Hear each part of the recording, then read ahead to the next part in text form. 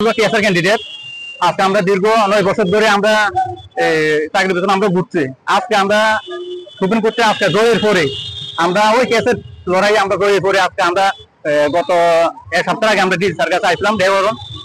তো এই দেখা করার পরে আমরা কোনো পারমিশন দিয়েছে না, ওই এটার কারণে আজকে আমরা আবার দ্বিতীয়ত আমরা আইছি। আজকে আমরা বাধ্য। আর বিশেষ করে আমরা 9 বছর ধরে ঘুরছি কেসটা, আমরা তো জয় হয়েছি।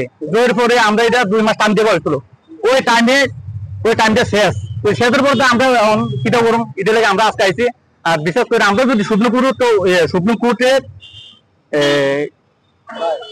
ওয়াদারটা যদি মানতে তারও যদি না রাজি হয়, তাহলে আমরা জনসাধারণ আমরা কই যাবো? আমাদের মাত্র বিশ্বাস আমরা জনসাধারণ আমরা সুপ্রিম কোর্টের আমরা তো সুপ্রিম কোর্টে তারা সুপ্রিম কোর্টে যে ইয়ে তারা মানতে আসে না ওয়াদারটা, 2 মাস অলরেডি পার হয়ে গেছে। তো আমরা কই যাবো?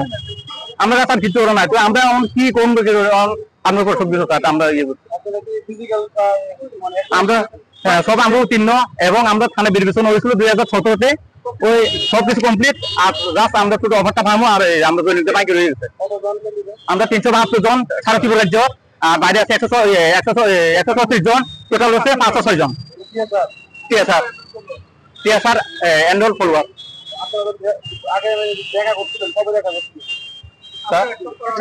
আজকে এক সপ্তাহ আগে আমরা ডিজি স্যারের কাছে আসলাম। আমরা ওই ডিজি স্যারের লোক আমরা পারমিশন করেছিলাম।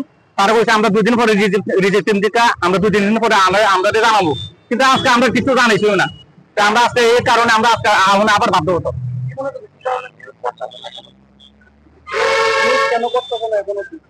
এটাই তো স্যার, আমরা তো এটাও জানতে পারি না। এটা জানার জন্য আমরা আজকে এই জায়গায় আমরা আইছি আবার। নিশ্চয় কেন করতে আসছে না? সুপ্রিম কোর্টের আদেশ তার কেন মানতে আসছে না? 2 মাস অলরেডি পার হয়ে গেছে। তো 2 মাস পার হলে আমরা 28 তারিখ অলরেডি পার হয়ে গেছে, আজকে 31। স্যার আজকে আমরা তো আসলাম আবার ডিসি স্যারের সঙ্গে আবার দেখা করুন, এটার জন্য আমরা আজকে আইছি।